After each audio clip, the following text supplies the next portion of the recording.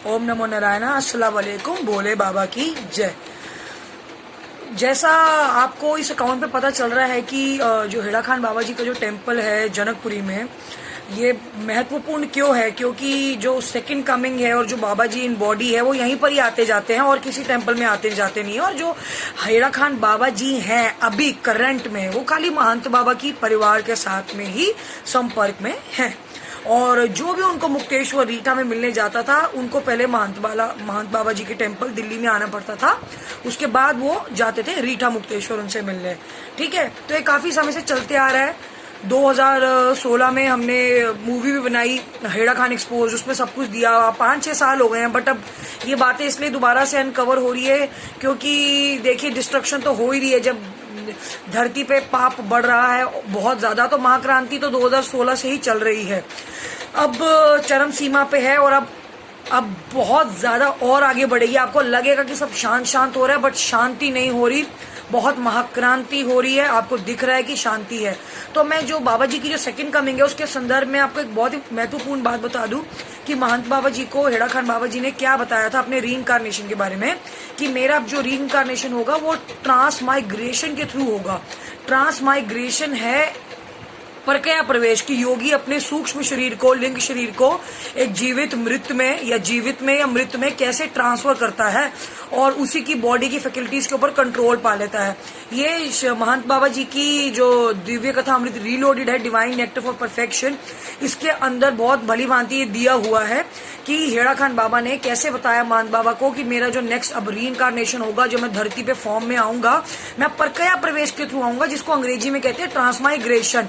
ठीक है, तो वो दशहरा गिरी जी का जो महाराज की जो शरीर है वो ट्रांसमाइग्रेटेड बॉडी है, जिनको हेड़ा खान समाज में और जिन्होंने भी इनको मर्डर किया उन सब ने रिजेक्ट कर दिया, क्योंकि उनको प्रॉपर्टी, पैसा, नेम, फेम ये सब चाहिए था। उनको स्वर्ग से अर्थ नहीं है। अब स्वर्ग खुलने वाला है और जो बाबा जी के संपर्क में हैं, अगर वो उनके पथ पे चलते हैं, खाली उन्हीं को स्वर्ग प्राप्त होगा, उन्हीं को ही नया शरीर प्राप्त होगा। अब चढ़ने की बारी है। और वही चीज हेड़ा खान बाबा जी स्पीक्स की जो उनकी सेल्फ पब्लिश बुक है, उसमें भी उन्होंने ये लिखा था कि मैंने डिस्ट्रक्टिव एलिमेंट्स को रिलीज कर दिया है, धरती पे क्रांति मचेगी, महाक्रांति मचेगी। और जो स्वर्ग की वाइब्रेशन में रहेगा, वाइब्रेशन में रहने की बात है, धरती पे कहीं स्केप नहीं हो पाएगा, बट आपको उसकी वाइब्रेशन में, उसके आभा मंडल में रहना है। सत्य की साधना करनी है, सत्य में रहना है। अगर आप सत्य में रहते हो तो फिर आप स्वर्ग चढ़ने को तैयार हो। तो अब आप कहीं पे कोई आश्रम की बात नहीं है अब ये कि आप सोचो कि कोई आश्रम में वापस आएगा, कोई फिजिकल प्लेस में कोई वापस नहीं आने वाला। अब अंदर ही स्वर्ग खोलना पड़ेगा। तो ये सारी बातें बताई थी महंत बाबा जी को। तो ये बुक है डिवाइन नेक्टर फॉर परफेक्शन, इसमें उल्टी आ रही है, इसके बारे में इन्फॉर्मेशन आपको दे दी जाएगी। तो इसको मेरा प्रयत्न है कि ये मैं इसको क्या कहते हैं, फिजिकल तो मैं टेम्पल में से जाके देखूंगी कितनी कॉपीज हैं, और बाकी इसको डिजिटाइज करूं ताकि आप लोग पढ़ सको थोड़ी बहुत।